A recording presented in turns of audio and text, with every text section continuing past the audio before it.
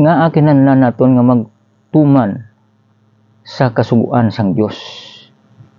Kag para ano ini ang kasuguan sang Dios aton nila sabton diri sa kamatuoran pagatunan ministry.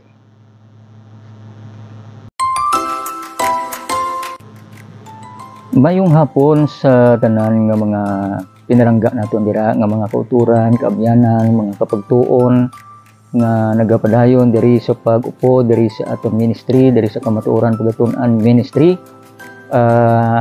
Ako gid nagaabi-abi sa inyo sang maayo nga adlaw nga sa diin nagalantaw kamo sini kun ano nga adlaw man mga kapagtuon nga makita nining video presentation. Ako gid nagabi-abi sa inyo sang maayo nga adlaw sa pag lantaw nyo sini. Kag ang inyo alagad sa sini nga tion si Brother Gisrael Kihong, ang inyo nga kapagtuon sa sini nga tion mga kauturan kag mga kaabyanan. Kag sa sini nga adlaw magainan-anon kita sang lipot lang gid nga mga pagpahanumdom sa aton sang Ginoo, mga reminder sa aton nga sa diin may isa ka mga palamangkutanon no nga nanungod sang ginatawag nga kasuguan sang Dios no kun ang ginatawag nga moral law no nga ablang magasunod kita sa ginatawag nga kasuguan no o kun ang law of God among sa ginatawag mga kapagtuon ang moral law no. So before naton ina nga gaan sang pagtuon no ang ina nga sa isang mga pamangkot ang kasuguan no nagahatag ina sa aton sang isa ka pundasyon no nga sa diin ang makakonek kita sa aton Ginoo no kag makaatag kita sang ang ginatawag nga expression of love no sa aton nga Ginoo. Kay kun hindi kita magsunod sa Ginoo sa iya mga patakaran, sa iya mga platukuran, nagaabot ina mga kapagtuon nga wala kita nagarespeto sa iya no? wala kita nagahigugma sa iya kung kita ang nagabaliwala sa ginatawag ng kasuguan mga kapagtuon no. So ilang taon nato na isa makadali ang isa ka dinalan no sa dinalan sang salmo no. Aton ang ibasahon sa sinulatan ni Santo David sa salmo. So basahon ko diri sa balaan nga kasulatan mga kapagtuon ang Salmo kapitulo 19 bersikulo 7 no. Ay butang tama na diri sa screen agud to nga may ara man kita nga mabasa dira no. Ang kasuguan sang Ginoo wala sang sayop, nagapabaskog ini sang aton kabuhi. Ang mga pagpanudlo sang Ginoo masaligan, kag ang nagahatag sang kaalam sa mga wala sing alam. Sa verse 8, ang mga pagsulundan sang Ginoo husto, kag nagahatag sang kalipay. So diri mga kapagtuon nagapahayag no ang ini nga kapitulo nga ang kasuguan sang Ginoo o kon sang Dios wala ini sang sayop, is a perfect no. Diri nagapahayag sa aton nga kun amo ni sang aton nga tun-an hindi kita magtalang, hindi kita mabutang sa mga mapiligro nga lugar, mapiligro nga pangginawi kung kita lang gid no nagabasa no kag nagatuon kag nagasunod sining pagsulundan sang Ginoo no kag nagahatag ini sa aton sang kalipay mga kapagtuon no. So amo ini ang pagsunod sa kasuguan sang Dios no hindi ini mga kapagtuon nga ginapressure kita no kundi amo ni sa ang ekspresyon sang aton nga pagigugma sa Dios nga sa diin aton nabasahan nga ang kasuguan sang Ginoo wala sing sayop. So nga ang tao nagakasayop no. Ang Mateo 24:20 ang 22:29 sang Mateo, ang Mateo 22:29 nagapayag sa aton nga anang tao nagakasayop no. Nagasayop ang tao tungod kay wala nakaibalo sang gahom sang Dios kag sang iya mga kasulatan no. So amo ina nga amo ina nga nagatuon kita kapag tuon sang kasuguan sang Ginoo. So mabalaan naton ina ang kasuguan ni pilatan na nadigin liwat ang mga pagtulunan nga nanungod sang kasuguan. Amo na sa ang pulo kasugo sang Ginoo mga kapag tuon, no. So basi mabudlayan kita. Kasi nabudlayan kita magkuan sina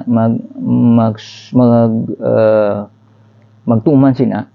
So siguro mas mabudlay kung wala kita nagatuman sina mga kapag tuon. Halimbawa, ano mas maayo magpatay o kung hindi magpatay.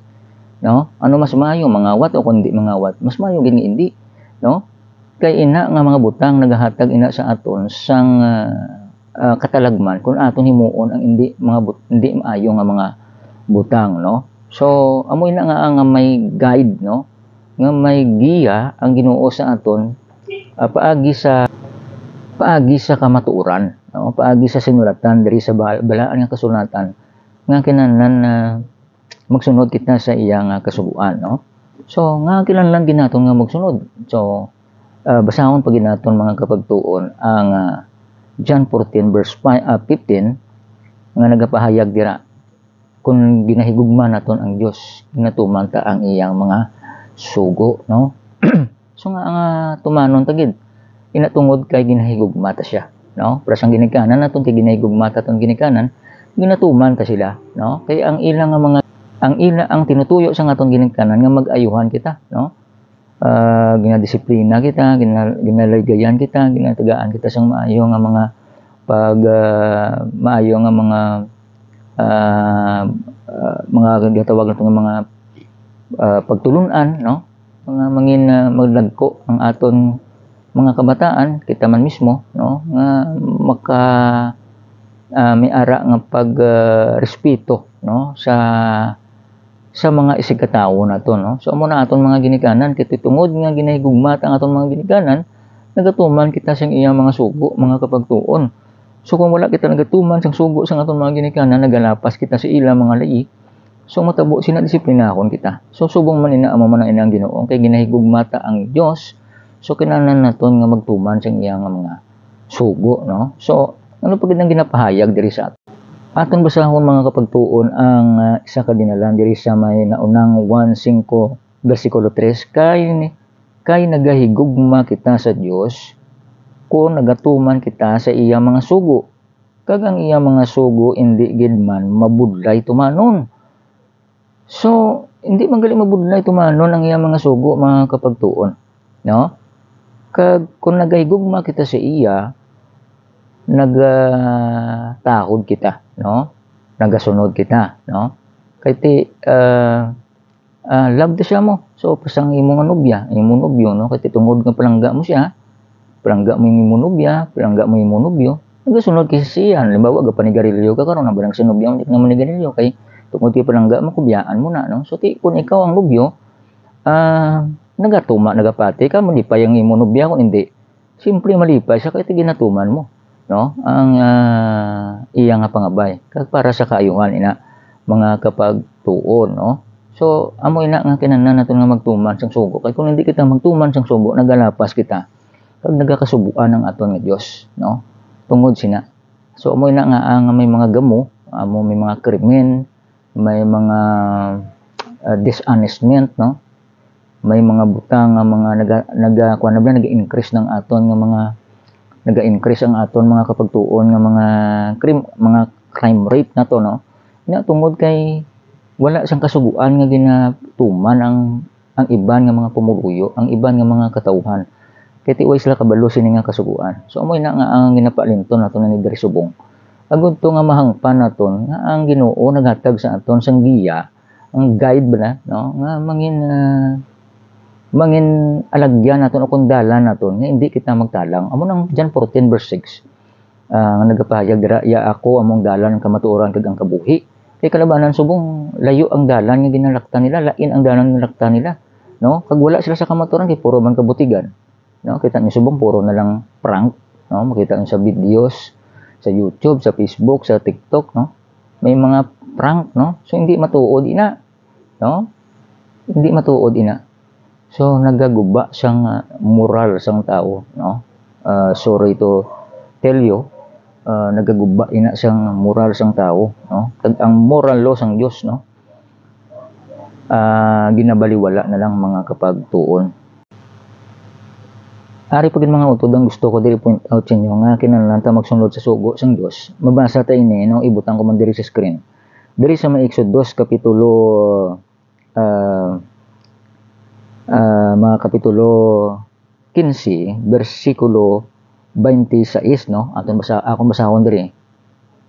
Kung magsunod kamo sing maayo sa akon ang Ginoo nga inyo Dios, kag maghimo sing maayo sa akon panulok, kag magtuman sang akon mga sugo, ang balang sang Dios kag magtuman sang akon mga sugo, kag mga pagsulundan, hindi ko kamo pagpadalaan sang mga balatian pareho sa ginpadala ko sa mga Ehiptohanon. Kay ako ang Ginoo nga nagaayo sa inyo. So diri mga kapagtuo nagapahayag nga kung nagatuman lang kita sa mga pagsulundan kag sa mga sugo, duwa no? May kapagsulundan kag may sugo. So kung nagatuman kita sini, hindi kita pagpadalaan sa Ginoo sa mga balatian.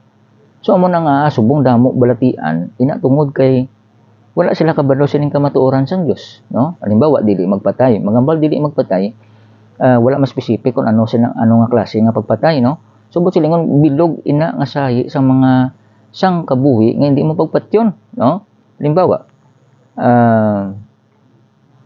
nagapanigarilyo ka, nagainom ka sa makahulubog nga ilimnon, no? Nagagamit ka sang hindi maayo nga mga droga, mga illegal nga mga droga, dira ina nagahatag ina sa aton o kung sa imo sang ginatawag nga stimulant, no? Naga-stimulant ina sa imo lawas kag ginapahaya ka sina, no? So nagapa-stimulant ina sang dugo kag matabo sina da mga kapagtuon, nagahigko ang atong dugo kag ginahatagaan niya ka sang ginapahaya ikaw sina, no? Kag sa alcohol naman, ang alcohol no nagapahigko ina sa atong dugo, no? Kag nagahatag ina sa aton sang sa aton brain, sa aton nga utok nga hindi mag-decide, no? Maalang-alang sa nga mag-decide, no? Do ginapadelay ang mag-decide ang aton nga paminsaron. So kung magakatabo sina dira mga kapagtuon, nag-abot ang panahon kung ang tao nalulong sa isang druga, nalulong sa limnon nga makaulubog kag mga bisyo, ang nagakatabo sina mga kapagtuon, nagakos ina no sang gamo, nagakos ina sang balatian, kag nagakos ina sang ginatawag nga pagpanghalit mga kapagtuon. So magamba ka dili nga magpatay sa pagidira, no? Mayo ka mo sa tubangay pero pagtalikod nang ginaliba ka man bala, no?